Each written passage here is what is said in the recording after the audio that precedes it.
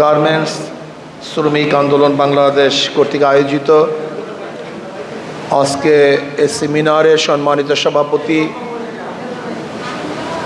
সর্বস্তরের শ্রমিক ভাইয়েরা আমার, আজকে বাংলাদেশ কেন স্বাধীন হয়েছে আপনারা জানেন। সাম্য, মানবিক মর্যাদা, সামাজিক ন্যায় বিচার প্রতিষ্ঠিত করার জন্যই এদেশ স্বাধীন হয়েছে। সাম্য, সমান অধিকার ভোগ করবে, যেখানে মালিক এবং শ্রমিকদের মধ্যে সাম্যতা থাকবে, তাদের বেতনের মধ্যে সাম্যতা থাকবে, তাদের অধিকারের মধ্যে সাম্যতা থাকবে, শ্রমজীবীরা শ্রম দিবে যেন তারা শ্রমের বিনিময় ন্যায্য প্রাপ্তি পায়। এর জন্যই আন্দোলন হয়েছে, সংগ্রাম হয়েছে। শ্রমিকদের দাম সবচেয়ে বেশি, খাস করে বাংলাদেশের গার্মেন্টস শ্রমিক, তারা আমাদের কাছে অনেক বেশি দামি, অনেক বেশি সম্মানিত, অনেক বেশি গুরুত্বপূর্ণ। এর কারণটা কি? রেমিটেন্সের অধিকাংশ এই শ্রমিকদের মাধ্যমেই আমাদের বাংলাদেশে আসে। আমাদের অর্থনীতির ভারসাম্য রক্ষা করে এই গার্মেন্টস সেক্টর। যেহেতু গার্মেন্টস সেক্টর আমাদের বাংলাদেশের অর্থনীতি মজবুত করে, শক্তিশালী করে, এর জন্য দেখবেন গার্মেন্টস নিয়ে বিভিন্ন ষড়যন্ত্র চলতেছে। যারা আমাদের দেশের শত্রু, এই মানবতার শত্রু, আমাদের দেশকে যারা অস্থিতিশীল করতে চায়, তারা গার্মেন্টস সেক্টরের সব সময়তেই সুস্থ পরিবেশ রাখতে চায় না। বিশৃঙ্খলা, মারামারি, হরতাল, অবরোধ, কাটাকাটি, ভাঙচুর, গার্মেন্টস বন্ধ করা, বিভিন্ন আন্দোলন করে এই সেক্টরকে ধ্বংস করার চক্রান্ত করতেছে। কেন? শ্রমিকরা তাদের ন্যায্য প্রাপ্তি পাচ্ছে না। কেন পাবে না? এর কারণ কোথায়? বহুত কারণ আছে। সব সিন্ডিকেটের মাধ্যমে দেশটাকে ধ্বংস করার চক্রান্ত চলতেছে।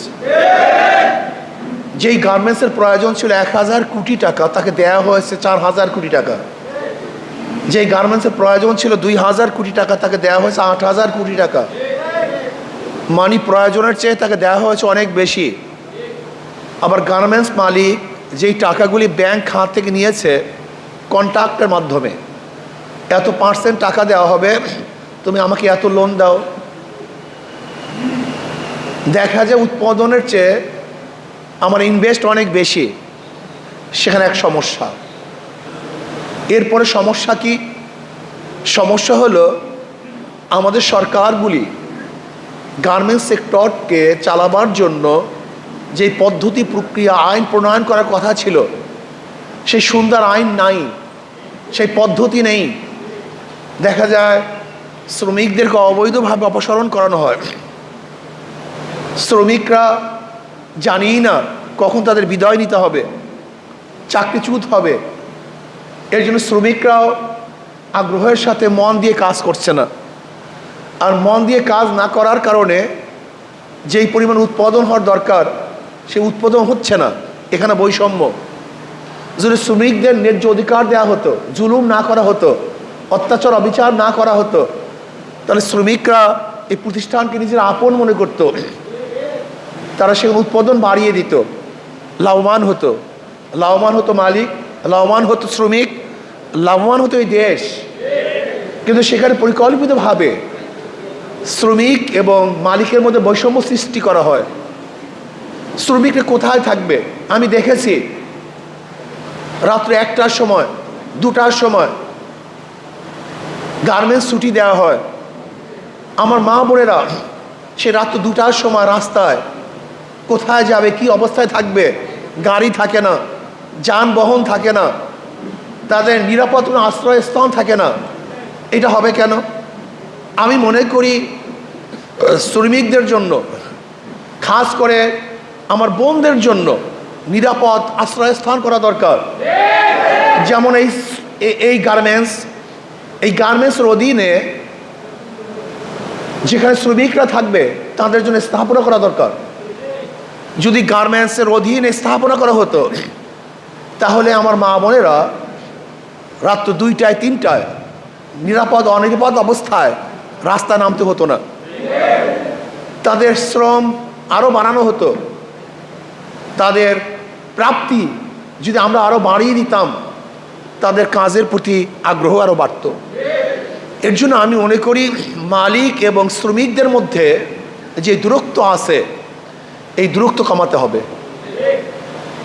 যে সমস্ত মালিক ভেঙে গেছে, বিদেশে চলে গেছে এই প্রতিষ্ঠান ছেড়ে দিয়ে, কেন গেছে? কারণ তার কোনো লস নাই তো। সে এখানে ইনভেস্ট করছে 1000 কোটি টাকা, ব্যাংক থেকে নিয়েছে 2000 কোটি টাকা, 5000 কোটি টাকা। এই টাকাগুলি কাদের? এই বাংলাদেশের জনগণের। এই পরিকল্পিতভাবে সিন্ডিকেট করে আমাদের অর্থনীতিকে ধ্বংস করার চক্রান্ত বিগত দিনে চলতেছে। আমরা মনে করি বর্তমান অর্থমন্ত্রী সরকার, এই অন্তর্বর্তী সরকার শ্রমিক এবং এই গার্মেন্টস সেক্টরটাকে মজবুত করার জন্য প্রয়োজনে ভিন্ন সচিব বা কর্মকর্তা নিয়োগ করে আমাদের গার্মেন্টস সেক্টরটাকে মজবুত এবং শক্তিশালী করার চেষ্টা করতে হবে। শ্রমিকরা যেন কোনো অবস্থাতেই তাদের অধিকার থেকে বঞ্চিত না হয় সেই ব্যবস্থা করতে হবে। ন্যায্য অধিকার তাদেরকে অবশ্যই দিতে হবে। শ্রমিকরা যদি অসুস্থ হয়, অ্যাক্সিডেন্ট হয়, সেখানে নির্দিষ্ট আইন থাকা দরকার। যদি শ্রমিকরা এই কাজ করতে গিয়ে অ্যাক্সিডেন্ট হয় বা অন্য কিছু হয়ে যায় তাহলে তাকে কি দেওয়া হবে সেটা নির্দিষ্ট আইন থাকা দরকার আছে। আজকে গার্মেন্টস সেক্টর থেকে আমাদের বাংলাদেশে অনেক রেমিটেন্স আসে। এর জন্য আমাদের দেশের শত্রুরা এই গার্মেন্টস সেক্টরকে ধ্বংস করার চক্রান্ত করতেছে। দেখেন আমাদের রপ্তানিযোগ্য কি কি সম্পদ আমাদের দেশে আছে। এখানে শ্রমিকদের মানে গার্মেন্টসের পণ্যগুলি আমরা বিদেশে রপ্তানি করি। চামড়া খাত, আমরা চামড়া খাত থেকে বিশাল এক রেমিটেন্স আয় করতে পারতাম, কিন্তু আমরা কি দেখলাম? পরিকল্পিতভাবে আমাদের চামড়া খাতকে ধ্বংস করা হচ্ছে। আমরা কিন্তু সরাসরি বিদেশে চামড়া বিক্রি করতে পারি না। ইউরোপের মধ্যে কিন্তু আমরা চামড়া বিক্রি করতে পারি না। ভারত হয়ে ভারতের মাধ্যমে তারপরে আমাদেরকে চামড়া বিক্রি করতে হয়। সেখানে সরকার কিন্তু ব্যর্থ। আমি কালকেও হাজারীবাগ মাহফিল করেছি, সেখানে ট্যানারির অনেক মালিকদের সাথে আলোচনা করেছি। তারা বলেছে যে আমাদের বাংলাদেশের আইনের কারণে এবং বাংলাদেশের নিয়মের কারণে আমরা গোটা দুনিয়ার মধ্যে সরাসরি চামড়া বিক্রি করতে পারি না। এখানে সরকারের ব্যর্থতা, বিগত সরকারগুলোর ব্যর্থতা। রপ্তানিযোগ্য আমাদের ছিল পাট, আজকে সেই শিল্প ধ্বংস হয়ে গেছে।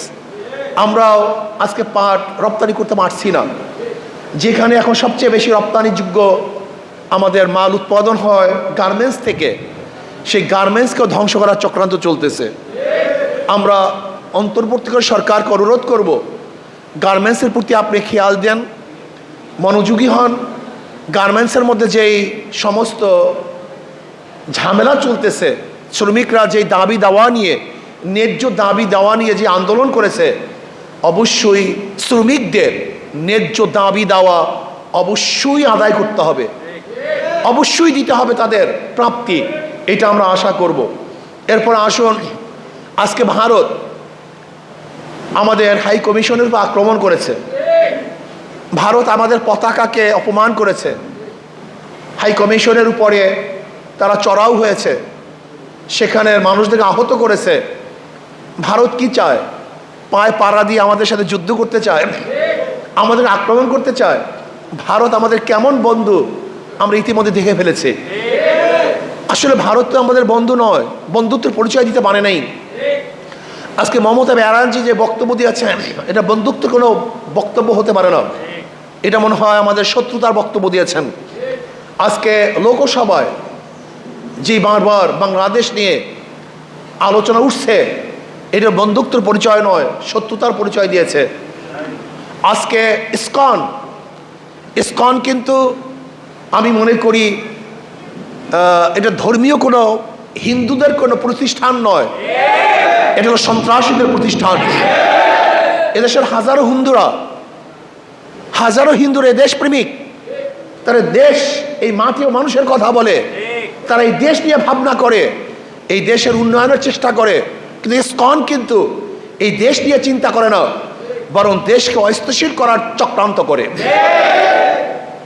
যদি ইসকনের সদস্যরা বাংলাদেশের নাগরিকই হয়, তাহলে তারা কেন দাবি জানাবে যে ভারতকে হস্তক্ষেপ করতে হবে, ভারত হস্তক্ষেপ করে এটা সমাধান করবে? কেন আমাদের দেশে কোর্ট নাই? আমাদের দেশ কি হাইকোর্ট নাই, সুপ্রিম কোর্ট নাই? তাহলে আপনি কেন আমাদের দেশে নির্ভর করছেন না? আমাদের দেশের বিচারের উপর আপনি কেন নির্ভর করছেন না?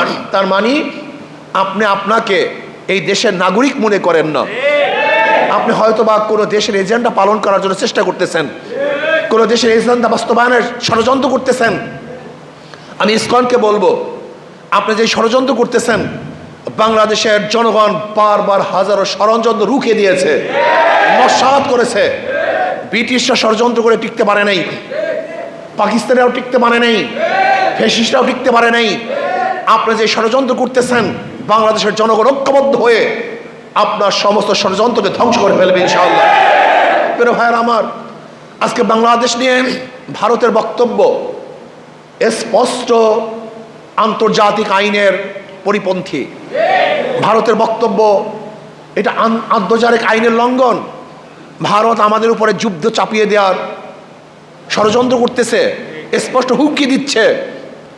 আমি ভারতকে বলবো, আপনি ভেবেছেন কি যে আমরা আপনাদেরকে ভয় পাই? বাংলাদেশের মানুষ ব্রিটিশকে ভয় পায় নাই, পশ্চিম পাকিস্তানের কামান এবং ট্যাঙ্কে ভয় পায় নাই। আর বাংলাদেশের মানুষ ভারতকে ভয় পাবে? থোড়াই কি আর করে? কোনোদিন না। আমরা ভারতকে থোড়াই কি আর করি? আমরা কোনোদিন ভয় পাই নাই, পাবো না।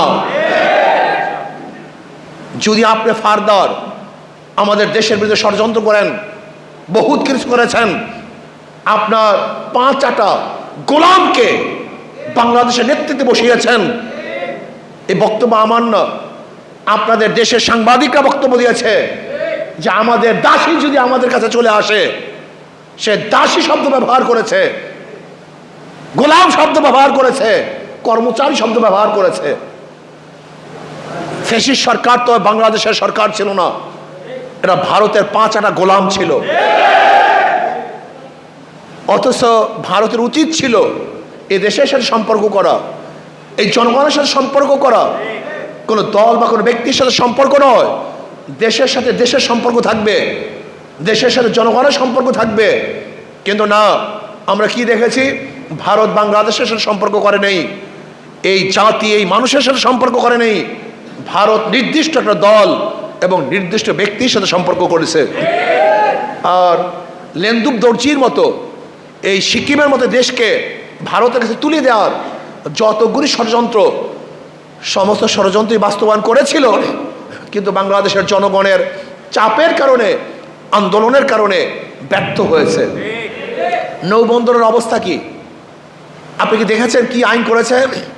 এই আইন করেছিল যে ভারতের কোনো জাহাজ যদি নৌবন্দরে আসে, বাংলাদেশের নৌবন্দরে, তাহলে যদি বাংলাদেশের কোনো জাহাজ সেখানে মাল খালাস করে, তাহলে ওই অবস্থায় ঘাট খালি করে ভারতের জাহাজকে, সেখানে জাহাজকে মাল খালি করার জন্য দিতে হবে।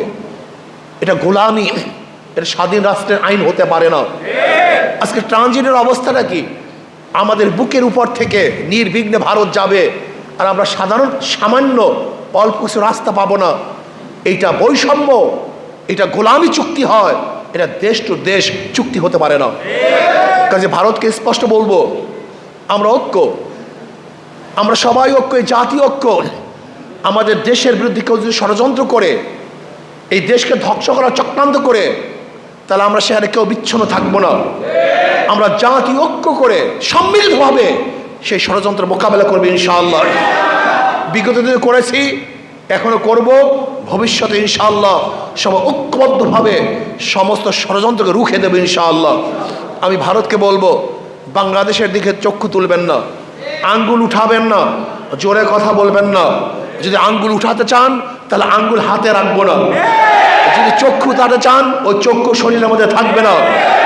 যদি আপনি আপনার জবানকে দারাজ করেন, বাংলাদেশের বিরুদ্ধে উঁচু কণ্ঠে কথা বলেন, তাহলে বাংলাদেশের জনগণ আপনার কণ্ঠকেও চেপে ধরবে।